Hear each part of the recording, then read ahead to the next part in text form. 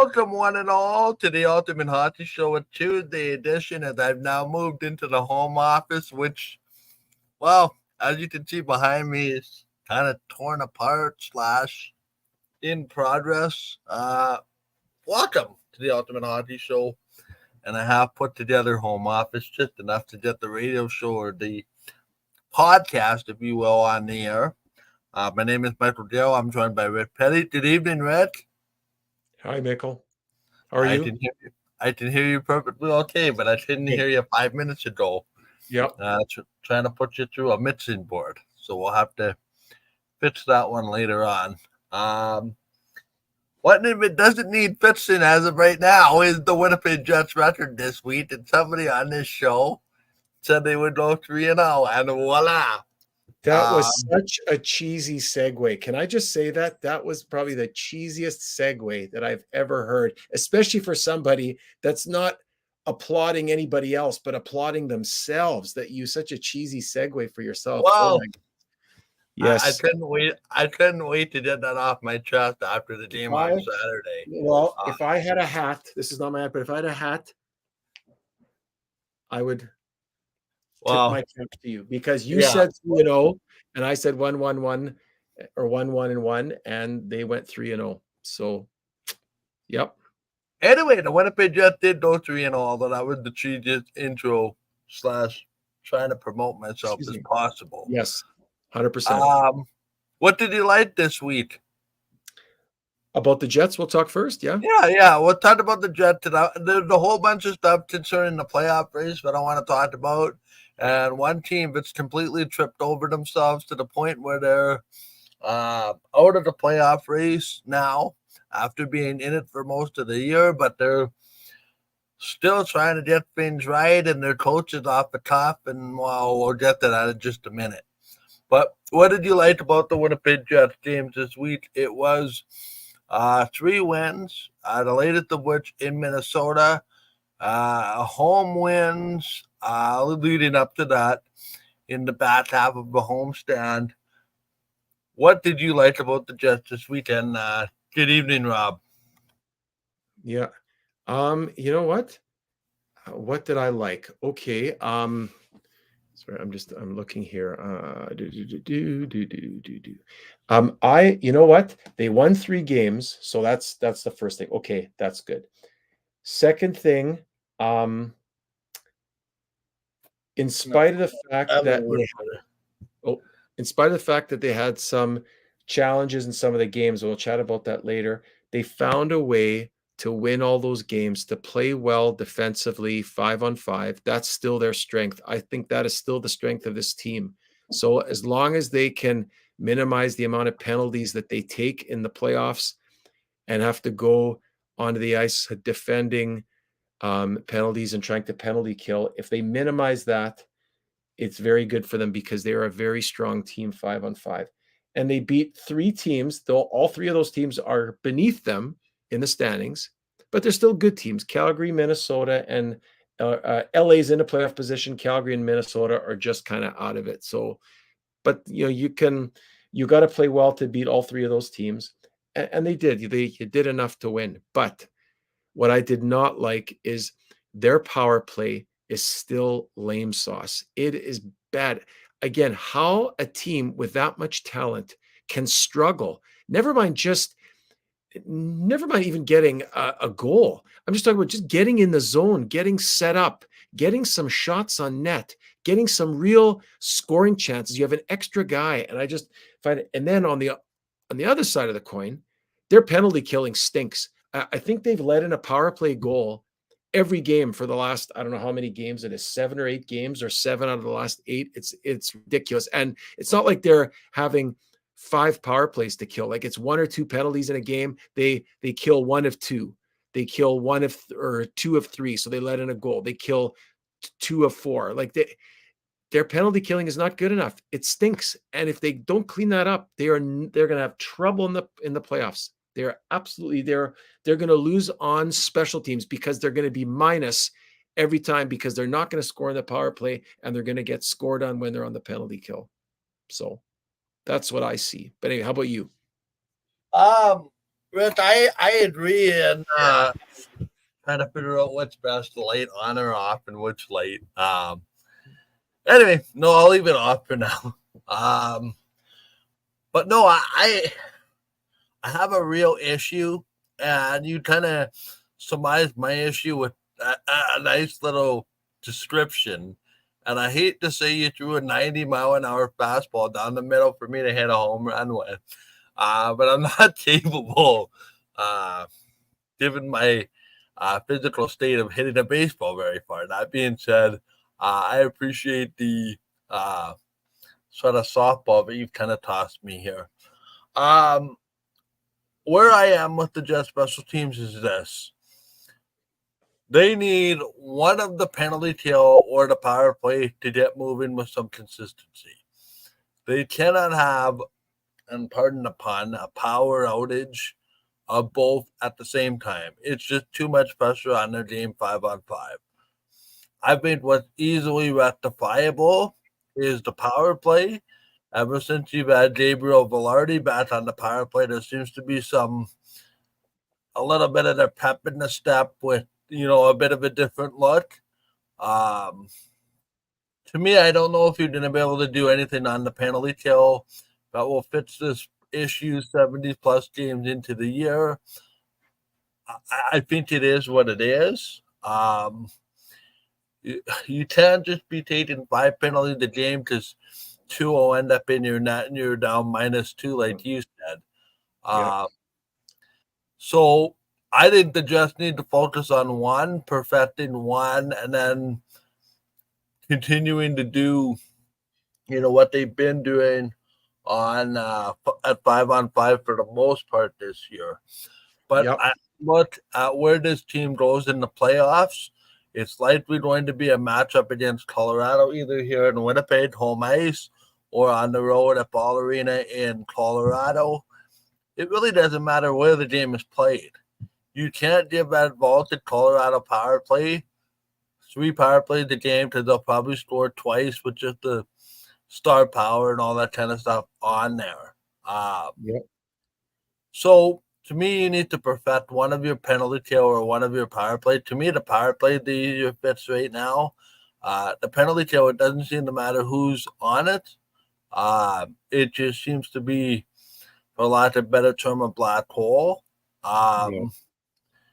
And I think the Jets are a better team when one of their penalty kill and one of their power plays working. And that was kind of what led them to that run in January where their penalty kill seemed to kind of stabilize. They had a exceptional 5-on-5 game. When they were 13-0-1 or whatever they were. Yep. But the bottom line is your power play and your penalty kill both cannot sink you at once.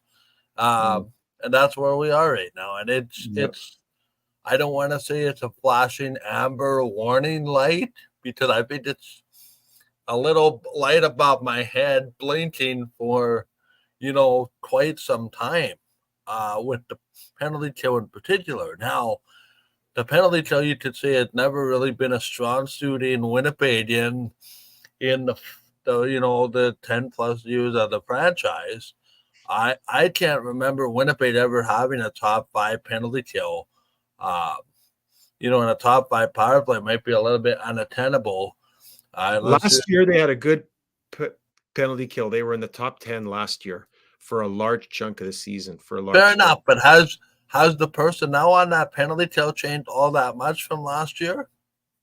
No, not well. Alex Iafallo was here last year, right? He was not. No, he was okay. So Alex Iafallo, and also Sean Monahan. But I like Alex Iafallo. He's very good. He's probably been actually the nicest surprise on that thing. But it's interesting. We're talking about this. Rick Gabonis was talking about it in one of the interviews, and I think they did he didn't go into much detail into all the logistics and the numbers, but he said that if the Jets were just average, not in the bottom third of the league or the bottom fifth of the league, right? The bottom Yeah. 7 teams when it comes to penalty kill, and the bottom 7 teams or 8 teams, whatever it is, when it comes to power play. If they had just an average middle of the road penalty kill and a middle of the road power play, and they did some formula and some They'd be in first place.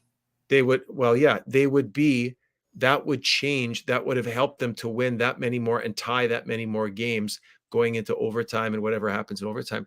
That Yeah. the model, when they ran the model several times, it showed them already at like, I think it was like 109 points or 110 points or something. Like it was ridiculous. Like they, that's the difference. Look, it's the difference of their 10 points because they're at 100 points now. Right. Probably 3 wins or 3 or 4, maybe 4 wins and a couple of overtime losses versus outright losses. And that just tells you how much of a difference just being just average, because their 5-on-5 play is so strong. They are so good at 5-on-5 play in generating offense and in keeping the other team away from scoring. So that's the key for me. The key is Hellebuck has to play on top of whatever he's played now. He has to be even better, and they have to minimize the amount of penalties that they take. If they minimize the amount of penalties, they will have a chance to beat whoever they play, whether it's Dallas or Colorado or whoever. But yeah. Here's an interesting part, and I just got an interesting text message, which is ironically the next thing that I wanted to talk about from somebody watching, so I appreciate the note. And he said, Mike, you're missing one integral part. The Jets can't win a faceoff. And that's true. If you can't win consistent amount of faceoff, the Jets are at or near the bottom of the lead, and that could be power play, that could be penalty kill, that could be 5-on-5. At winning faceoffs in the league in general. If you're constantly starting your penalty kill by chasing after the power play, well, good night on a lot of your special teams. Good night on a lot of your special teams, because you're constantly chasing the puck instead of starting with the puck for an opportunity to sort of dump the puck down the ice and kill off the first 10 seconds. Yeah, but you know what it is too? Yep. It's also that the team, in terms of like, they'll have some games where Scheifele's at 70% and Monahan's at 60%, but then Lowry's really lousy. And then the next game, Lowry will be really good and Monahan will be terrible and Scheifele will be meh. So it's overall like those 3 guys, that's your top 3 centermen, Monahan, Scheifele, and Lowry. They're 3 big cats. They're not small. They're strong guys. They have lots of experience in winning faceoffs. They should be at least 55% as a team with those 3 guys. Easy. They should be at consistently. But the problem is it's just too up and down. I know for some guys, they're like machines. Like I don't want to think of certain guys, but I just know some guys that it doesn't matter. You could pull a game from, let's say, October, like in the first week of the season, that guy's pulling at 62%. Then you pull a game from December, that guy from that team, whatever it is, he's pulling at 59%. Then you pull a game from February, he's pulling at 60% or 58%. You know what I'm saying? Like they're consistent. It's not one game. It's all over the map, and every night it's a different person. Yeah, it's not one game 20%, one game 80%. They're consistent, and that's what the Jets. I agree with you. It makes, if it's at center ice, who cares? If it's in the neutral zone, it's at the blue line at one of the face-off dots there on an offside. Who cares? You have more margin for error, more of a margin for error at center ice, and to an extent in the offensive zone, than you do in the defensive zone.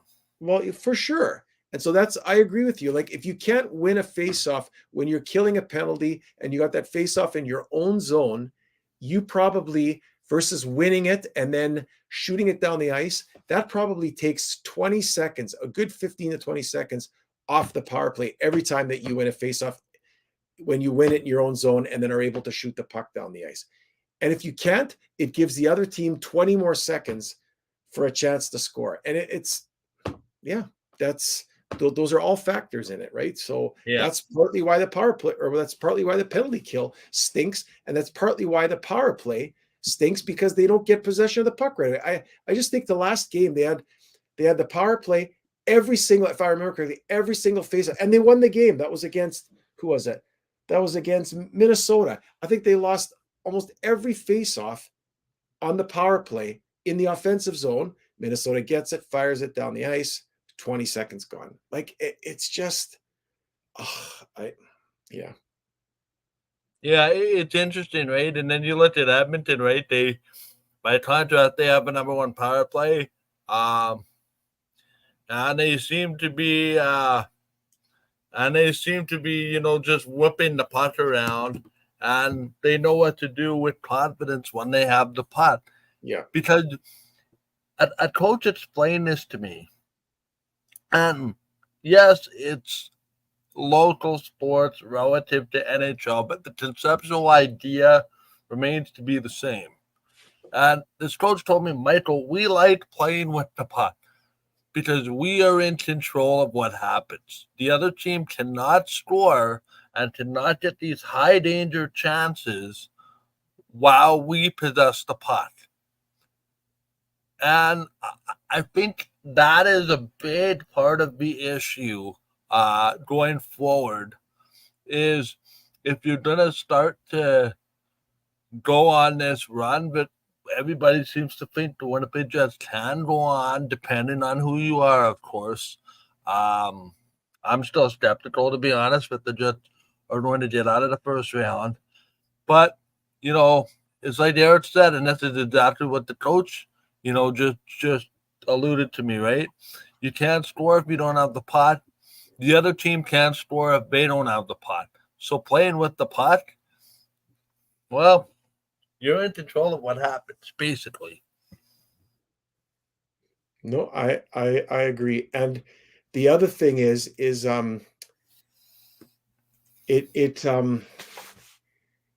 makes, like,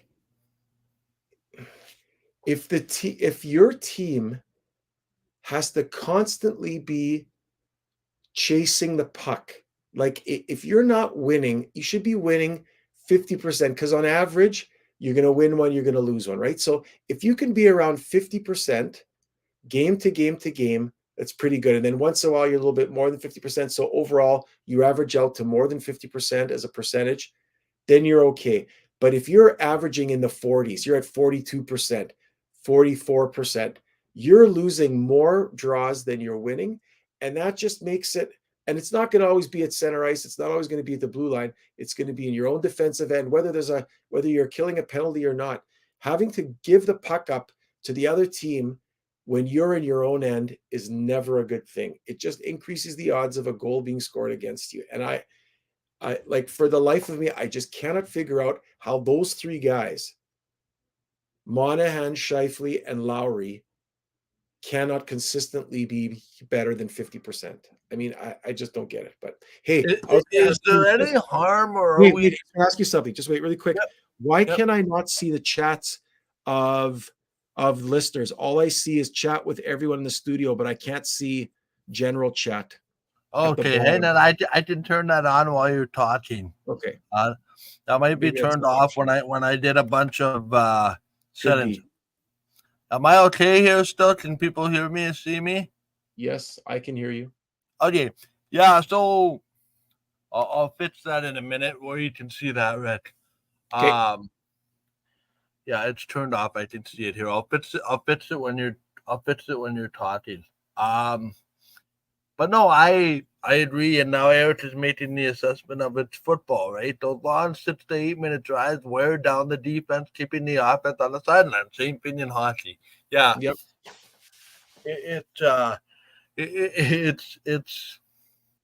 It's a maddening thing where I'm also of the belief that if you have a problem right now, it is very hard to fix it this late in the season.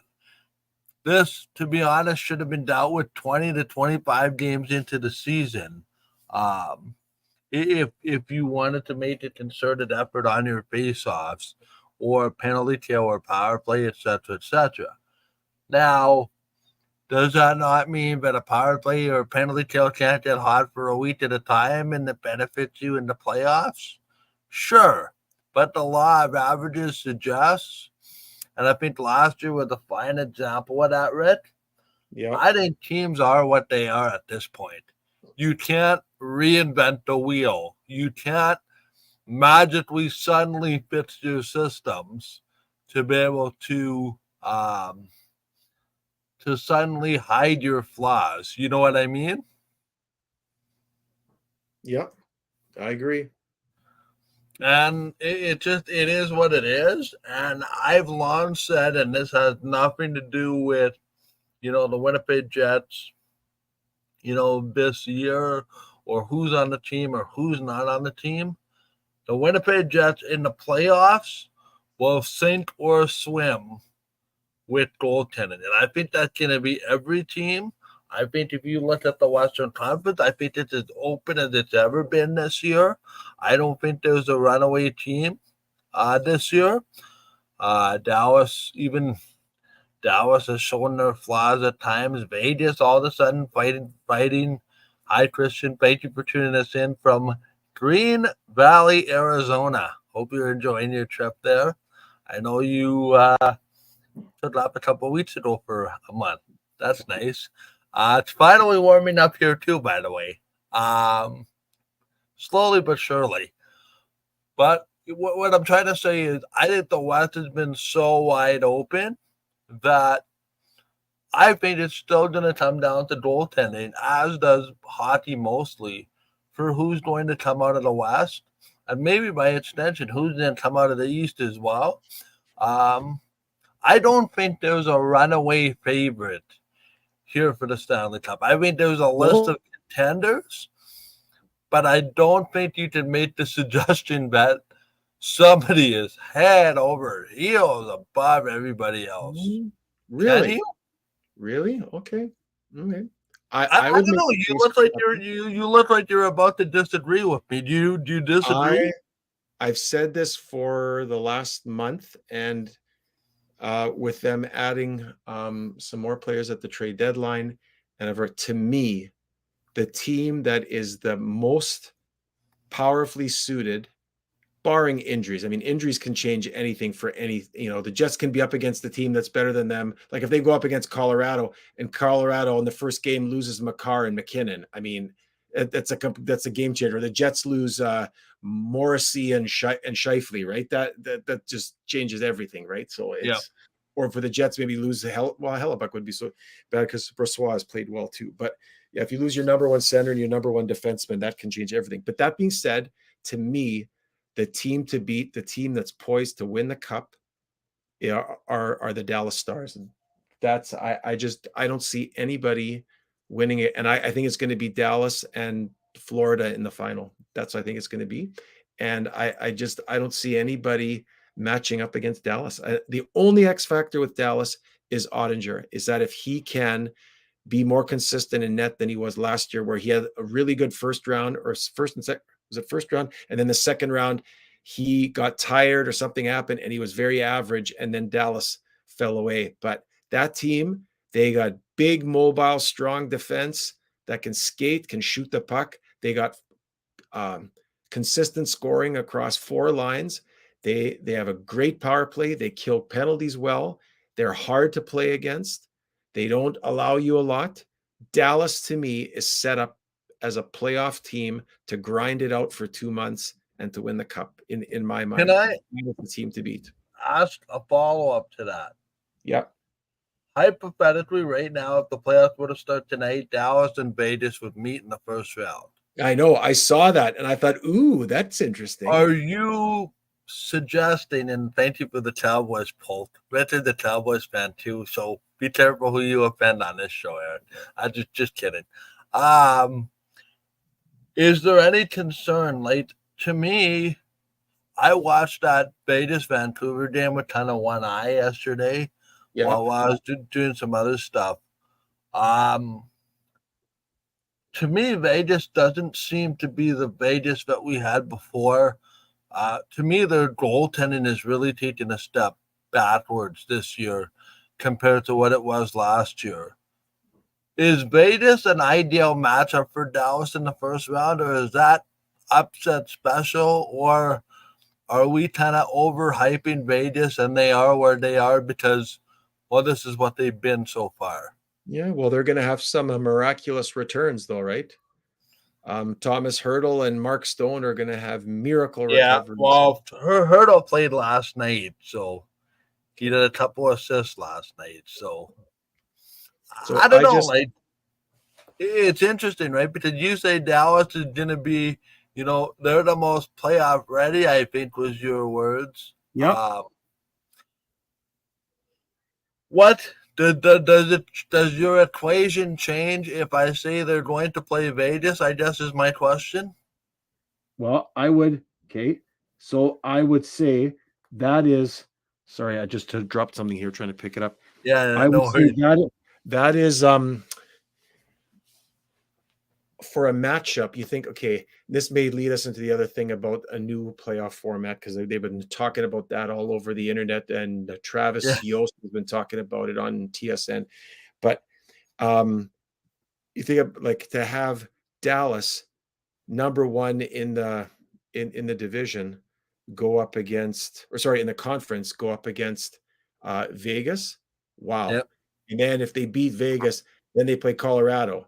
And then if they beat Colorado, they play Edmonton. And then if they beat Edmonton, I'm just saying that, then they have to play Florida. I mean, that could be like the hardest slug ever for a team to make the Stanley Cup final and win it. It's unbelievable. So to have, to go up against the defending Stanley Cup champion in the first round for Dallas, I mean, I'm still saying they're the team yeah, to beat whoever they play in the first round. But yeah, if you're the Jets and you say, yeah, we could, if we could just get past Colorado, well, it'd be really nice to see what Vegas could do against Dallas, because what's interesting, and I would throw this out to you and to listeners, yeah. I think Dallas this year is exactly what Vegas was last year. Balanced scoring, no big superstar, and big, strong, tough, puck-moving defensemen who don't get pushed around with average to better goaltending. That's what Vegas was last year. That's what the Stars are this year. And if Vegas can somehow find a lightning in a bottle, they're almost the exact same team as Dallas. Like, that's usually Yeah. the team that will provide you the most headache is the team that's exactly like you, that matches up exactly in terms of player strength, ability, just their style of game, everything, because then it's a wash, right? So, but it's good. Listen, Can you see the comments now? I can't. Nope. Oh, sorry. Now I can. Yes, it just came up. Okay, yeah, Oh, look at perfect. that. They should have been put on your screen there. Oh, sorry. I was able to control that from here. Okay. Yeah, no, so that's interesting, right? And then Colorado's probably looking at it the same way, right? We get past the Jets, and now we can get hot. Now we maybe did a Vegas. Now maybe we can get out of here. And I think that's the very interesting part about, the way the playoffs are. There's no easy matchup, no matter which side you come from. Uh, Good teams are going to be out in the first round, and yes, that could be Winnipeg included. I think the Jets are a good team that may or may not make it out of the first round. I think Colorado's a great team, but may or may not make it out of the first round. Dallas is a great team, but may or may not make it out of the first round. Vegas is a good team, but might not make it out of the first round. Edmonton and LA, both good teams. One of them's not going to make it, probably the way the bracket is situated. Vancouver, Nashville. Okay, Nashville's had a great run to get into the playoffs, but they're a good team, right? So I think it to be so wide open that I don't even know if you can call anything an upset anymore this year. Like for anybody, you mean? Sorry? Like for anybody, you mean? Yeah, for anybody, right? Like, Yeah. I wouldn't be the least bit shocked if Vegas gets into that wild card and all of a sudden Vegas is in the cup final against the Florida. Where I think in the East, I think you're 7 and 8. If they were to pull off an upset in the first round, Yeah. I think that would be considered an upset. I But would agree with you. Yeah. But the West, to me, like, I have a hard time saying, okay, Vegas beats Dallas, Nashville beats Vancouver. Just as an example, the way it's currently laid out, is that an upset? I don't know. I don't think so. Do you know that there's a possibility that you could have all 8 teams? I don't know sure about who they play against, because that could maybe hurt it, like, yeah, in terms of who they play against, but all 8 teams from the West have the potential of being at 100 points or Yep. right at like 98, 99 points. Like, that's unbelievable when you think about it. All 8 teams, and only a separation of, maybe when it's all said and done, maybe 10 points from first place to 8th place in the conference. And you think That's about that's nothing, Rich. You'd have that in recent years, 2 to 3, or 2 to wild card, or 1 to wild card, right?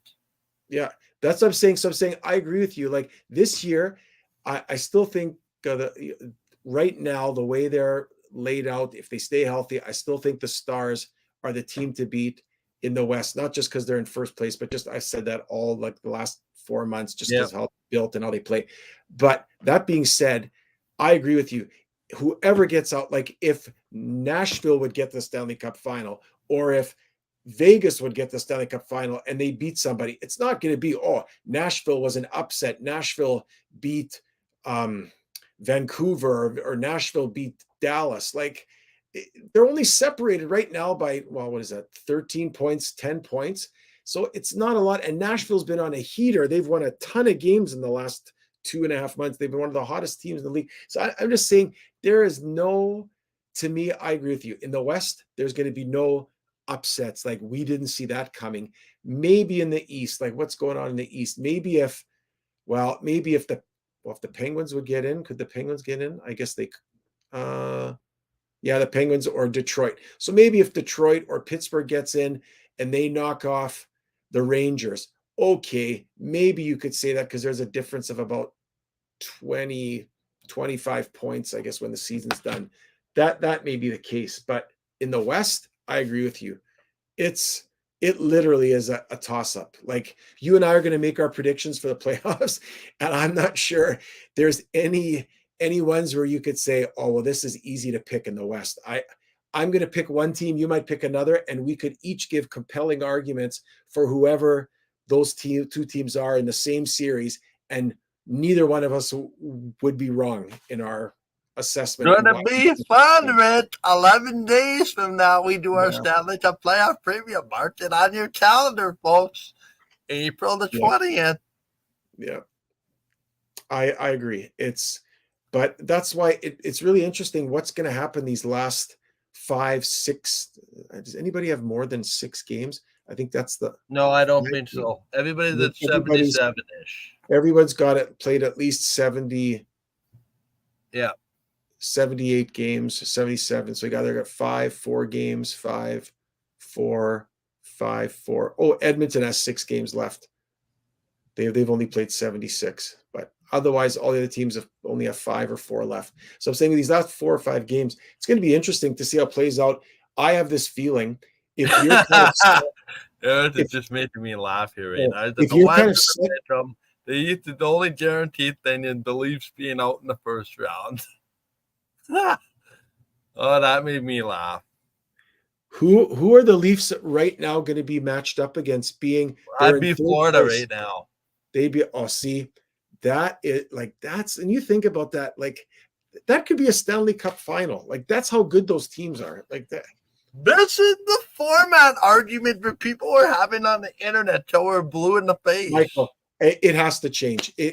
I don't care. It really doesn't matter whether you've got complete parity in each conference and it's all fine and dandy and it all lays out equally or not. To me, I think you and I chatted about it last show. This has to be the way they go. You have to reward. No, and I think you have to just let me finish. Just let me finish. Yeah. You have to reward the team, or a team that does well in the regular season for 82 games and overcomes injuries and overcomes adversity and avoids big, long losing streaks, all those things, and gets into first place in their division. they have to be rewarded for that. They have to be. And in my mind, the only way this works, and you'll get rivalries that are built up over time either way, it doesn't matter. Yeah. But to me, the only way it works is the division winners get first and second place respectively according to what their records and their point standings are. The other 6 teams, you rank them by points 3 through 8. 8 plays 1, 7 plays 2, and so on. After the first round, you reassess. Whoever the highest seed is the remaining plays the lowest seed remaining, and you keep going. And that's the way you do it. Because the way it used to be. Yeah, you have to reward.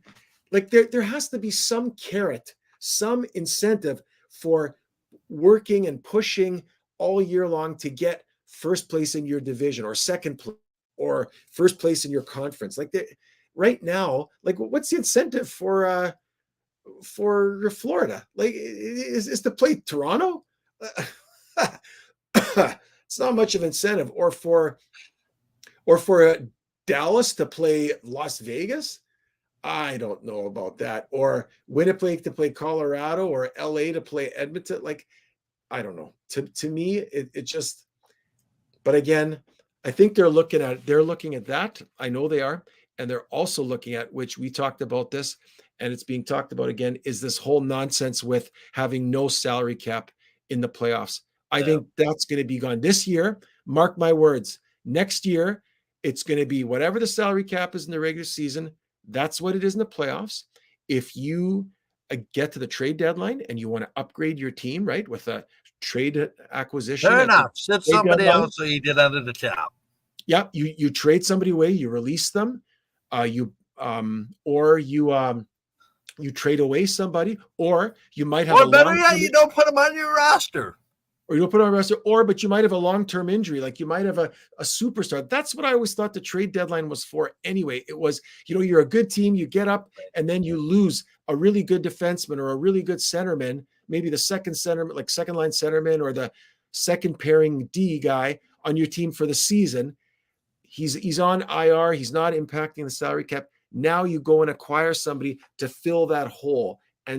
So to me, this whole nonsense of just no salary cap and all of a sudden miracle healings of Kucherov and Mark Stone and Thomas Hertl, to me, it just it kills the whole point of being fair. Then why have a salary cap? Why have penalties called in a game? Just have a bunch of guys go out there and just take their heads off. You have rules. You've got some order. You don't want chaos. You want order. And actually what this does is not having a salary cap, it makes it a little bit of a joke, because I've read stuff online. Other leagues look at that and they say, or other people that follow other sports, they say, what? You mean you got a salary cap and you get to the playoffs and then you can bring anybody on your team and bring anybody up? What? That doesn't make any sense. Yeah, it doesn't. It's as dumb as a bag of hammers, and it should stop. And my prediction is the GMs will put a kibosh on it this summer.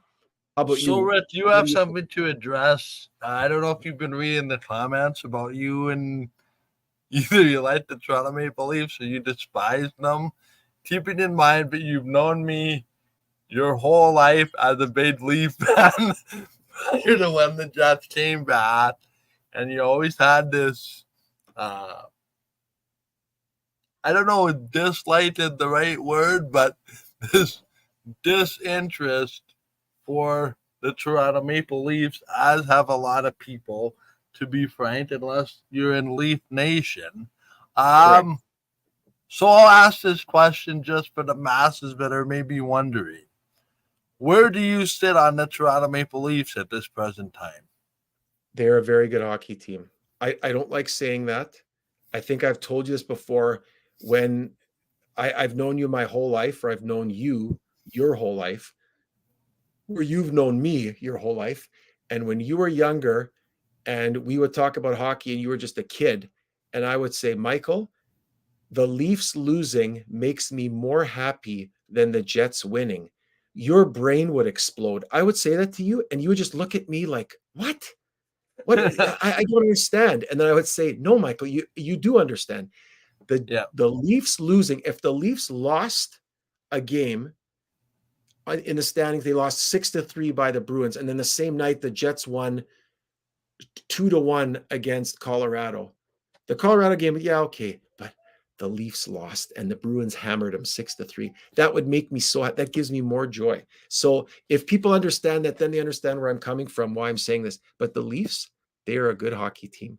They overcome a lot of the issues with their lineup with their ability to score. Matthews he's just playing out of this world in terms of scoring. And Marner's healthy again. He's in the lineup. Suddenly, Red, the Leafs have found their goaltending. Yep. Their goaltending has gotten better. They got a Labushkin to fill in on defense because they had all those injuries. And then in the meantime, what's his name? The guy, with the old guy from the Calgary. I'm thinking it's Kolyakova, but it's not. The guy from Calgary? Yeah. Giordano. Sorry, I'm just having a brain fart. Yeah. Giordano's healthy again. He's playing well. That team, if their goaltending, if Samsonov can just kind of hang in there and keep things just even they can outscore other teams in the playoffs. They are a dangerous team. So, with all due respect, we got 18 minutes left. There's a couple of things I want to ask you about the East because that's gotten very interesting. But to put a bow on the Toronto Maple Leafs, if you had the Maple Leafs winning the first round series, okay, in your head, I know that's tough to fathom, whether you like it or not, whether you'd have to put up with it or not. The question is this: if the Toronto Maple Leafs are going to win their first round, it will likely be against the Boston Bruins or the Florida Panthers. Who are you taking? Okay, well, the Leafs against the Panthers? So phrase it to you this way. If I said, Rick, the Toronto Maple Leafs have to win the first round, who are they winning against, the Panthers or the Bruins? Well, right now they're lined up to play the Panthers, right? Right, but if you had to take one, and I said, Rick, the Leafs have to win the first round, who are they winning against? See, I think actually, it's interesting you say that. See, I don't think they're going to have a chance. Like, I don't think Florida is going to have a chance to catch the Bruins. So I think Florida is going to end up in second. Maybe the Leafs can catch. If they would lose 3 of their next 4 and the Leafs would win 3 of their next 4, then the Leafs could move into second place, but they'd still play Florida. So, in my mind, I think with your question, I think the Leafs are better positioned right now to beat the Bruins than Florida, because Florida is my pick out of the East. I just think they are ready to go. They were right there, right at the door last year and got knocked out in the last series. And I'd really love to see, like, if the Jets don't win this year, I'd love to see Paul Maurice win the cup. That would be really good. And Florida's a good team, and so I think they are. Yeah. And I think the Leafs, as much as the Bruins have given them headaches, I just think the Bruins, like, I don't know how to say this. This year, like other years, I always just thought, oh, they're so dominant, and they play a certain style, and yeah. But their power play is really good. That's where they get a lot of their mojo, is Pasternak and Marchand on the power play. But I still think if the Leafs if they go against Florida, I think they lose against Florida in the first round, wherever it is, even though it'll be a great series. It could go 7 games easy. I just think they're going to lose to Florida. But if the Leafs would somehow match up with the Bruins in the first round, I think they could win against the Bruins, because I don't think the Bruins are going to have enough scoring in the playoffs to compete with a team like Florida or Toronto. That's why I think have to check it out, Rick. I think I had the Bruins on the outside looking in our preseason prediction. We'll have to pull those back up. But I have them. Oh, you do? Okay. Yep. It's kind of interesting. 1, 2, 3. Because without Marchand or without Bergeron and Krejci, that was my argument. With losing their top 2 centers, I didn't think the Bruins had much, and yet here they are in first place. Mm-hmm. Actually, both. Actually, I didn't have. Actually, it's kind of funny.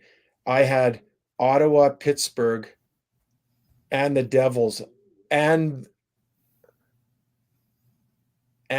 sorry, I had look. My picks were awful. I had the Sabres, the Devils, the Penguins, and the Senators all making the playoffs. So four. I only picked 4 out of 8 correct teams, or 8 teams correctly.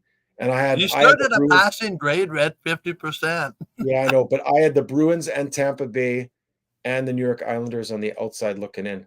Whereas you had Toronto, Ottawa, Tampa Bay, yeah, Carolina, New Jersey. Okay, the only one you didn't get. Oh, you picked the Sabres and the Penguins and New Jersey as well. So yeah, so we really missed out on the teams we really missed out on were Detroit, I guess, having the possibility, Tampa. Oh, and I guess the Islanders. Yeah, neither one of us thought the Islanders would get in there, but Well, and again, but they still might not. They're third in the Metro. They're third in the Metro right now, but they're just as close to falling out as they are to staying in the playoffs. So it's kind of interesting. You look at that there in the wild card. There's the one wild card. It looks like it's sewn up by Tampa Bay. Yeah, it is. Yep. And then you have Detroit, Pittsburgh, and Washington, and Philadelphia. 4 teams that are all at 84 or 83 points with 4 or 5 games left. So you pick your team. Like, who's going to get that spot? It could be Detroit. It could be Pittsburgh. Could be Washington. Could be Philadelphia. They're all there. It all depends on who wins. Like if you win 4 in a row, you're going to get in. But who's going to win 4 in a row? Here's the thing, Red. I'll tell you right now. Yeah. I don't think Philly's getting the spot. I don't think Washington's getting the spot. Washington's lost 6 in a row. Philly's lost 7 in a row. Philly has been unable to move despite having third in the Metro for most of the season. I know. They've just dropped off. I don't know how they picked themselves up off the mat. If you want to ask me who's going to get into the playoffs, it's going to be one of Detroit or Pittsburgh. And my money is on Pittsburgh because they're the hottest team of that cluster of teams right now. Yeah. They've been 6. I'm just looking here, 6-1-3 in their last 10. So 12. And again, the Devils to me have been extremely disappointing. They waited too long to acquire a goaltender, and it's going to cost them. Yeah. And now Jack Hughes, I read today, is done for the season. He's having shoulder surgery, which makes sense, right? They're out of it and whatever. But I agree with you. They're like Detroit. They have enough talent to win. It's getting consistent goaltending. Now they acquired a Jake Allen at the trade deadline. I don't know if Jake Allen's the answer, having him play there regularly, or not. I don't know. It's a good question, but you're right. The other thing to remember it as well, of that cluster of teams, and I'm talking Detroit, Pittsburgh, Washington, and Philly. Yeah. It's Pittsburgh, Washington, and Philly also have a chance to get in as the third team in the Metropolitan, or Detroit's only way into the playoffs is the wild card. That's something to remember as well. That's true, because the Islanders can be caught as well. They could be. They're in third place now, but they're only a point ahead of the Penguins and a couple ahead of Washington. So they could just as much fall out of it. And I'm looking at a matchup tonight, Red. Washington plays Detroit in Detroit, and then Thursday night it's going to be Pittsburgh and Detroit in Pittsburgh. So a big week for Detroit. You win both of those games, you're probably in the playoffs. Yeah. And I think if you would have said that about Detroit coming into the year, a team that's sort of ushering in a new era and being very successful, I think you would have taken that, given what your expectations were. The team that I can't figure out, and they have an atrocious, but there's no other way to put this, an atrocious goal differential is the Washington Capitals.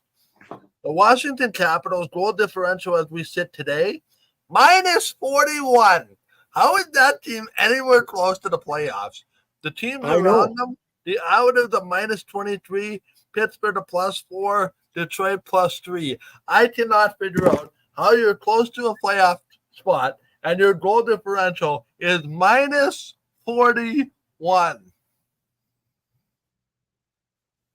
I know.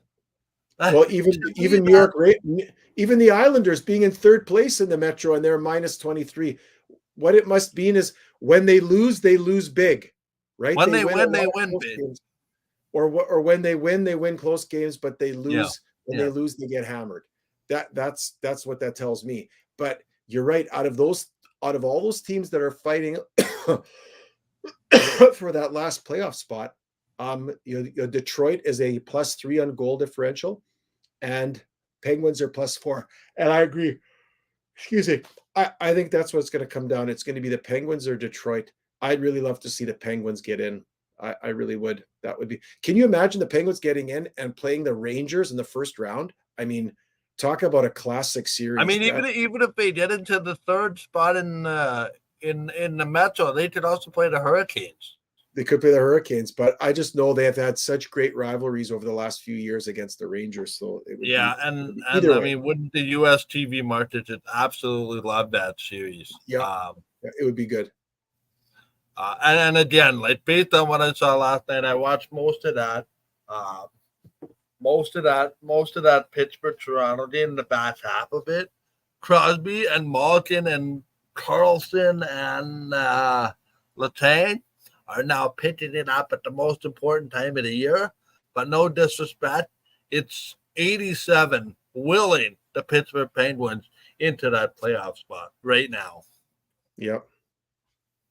And let's see, do they expend so much energy, but once they're in, they kind of fade off? I don't know, because they seem to have found lightning in a bottle with Alex Nedeljkovic of all goaltenders. Never mind Tristan Jarry and whoever else they have there. It seems to be Nedeljkovic's train, and everybody better hop on the back because that train's leaving the station toward a playoff spot. Yeah. But Dubas finds a way again, huh? After we literally wrote them off. And they were 9 or 11 points back like 2 weeks ago. And then they traded that you could argue their number one winger. Yep, cancel. So So anyway, that's second last week of the season. That leads me to this question. A big week for the Winnipeg Jets at Nashville tonight, at Dallas Thursday, at Colorado Saturday, and then home to Seattle next Tuesday.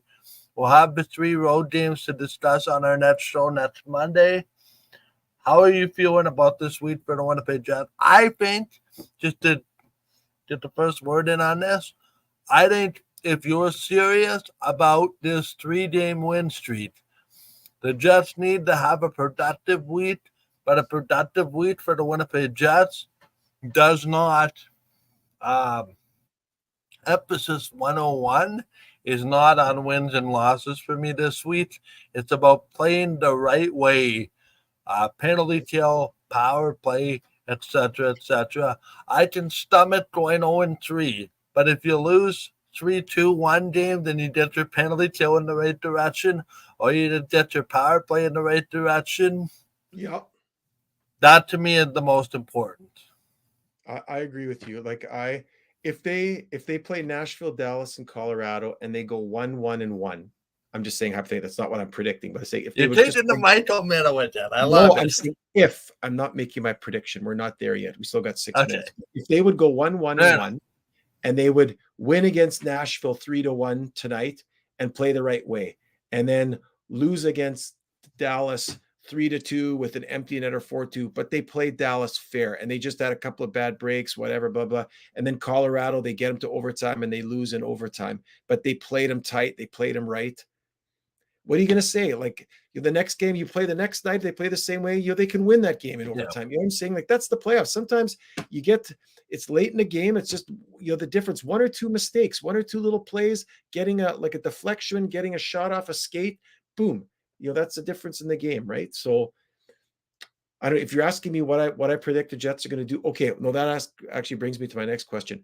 We did not have a show scheduled for next Monday. Next Monday was going to be our playoff preview show, and we moved it to Saturday. So we're still going to do a regular show on Monday. Yes. Okay, that's fine. If it works for you. Yep, we're gonna go 5-6. Yep.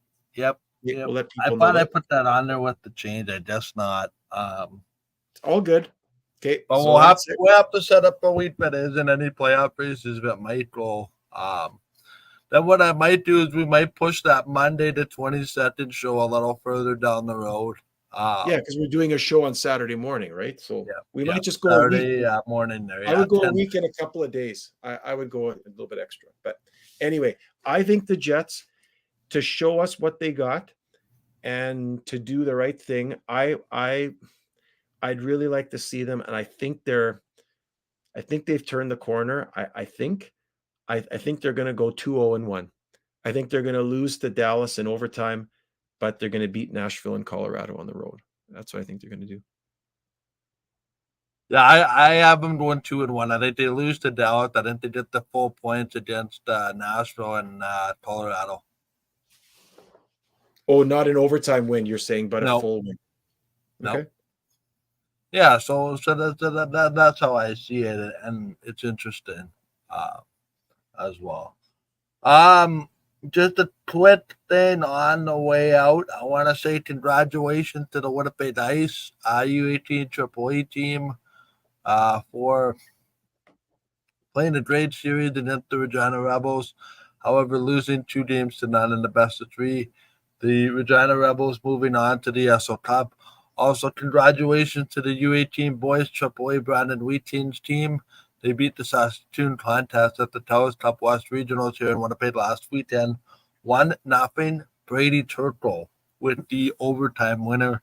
And the Wheateens are going to represent Western Canada at the TELUS Cup in Memberton, Nova Scotia in a couple of weeks. So congratulations to those teams as well. Do you have any closing thoughts, Red? I know we talked a lot. Actually, we talked a lot about the Jets, but no technical difficulties for once with my internet cutting out. Yippee! I know. I'm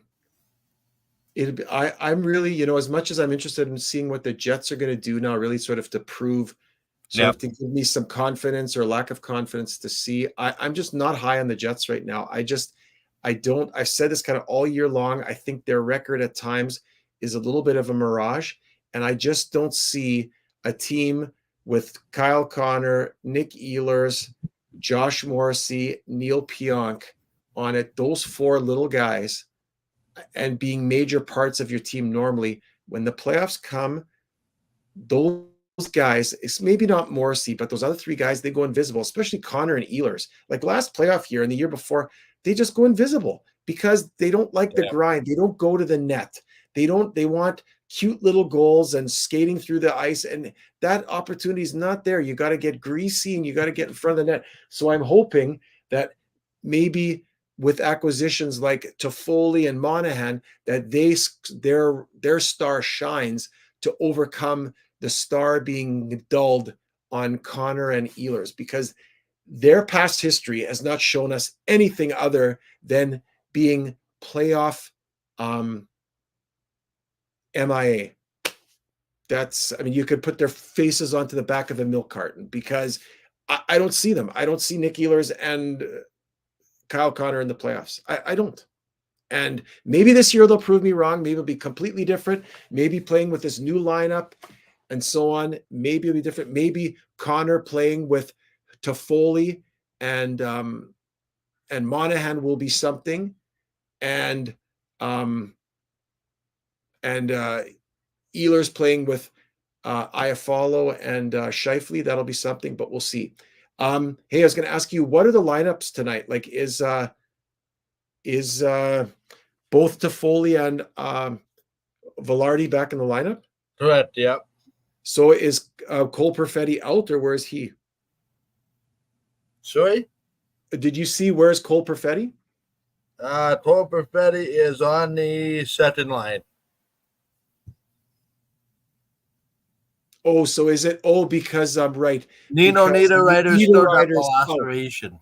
Right. Yeah, I saw that. That could have been way worse, but he got his leg cut up there. That's why Toffoli's playing on the third line, right? With Appleton. Yeah. Okay. But it'd be interesting to see what happens when they get in the playoffs and he comes back. What they do with I know what's gonna happen. It's gonna be Cole Perfetti to the press box. Perfetti's not a fourth liner. Okay, I guess we'll see. We'll see. But we'll see. It's a great show. Anyway, we're out. Have a good week, everybody. We'll see you next Monday. 5 to 6 o'clock. Till then, goodbye for now.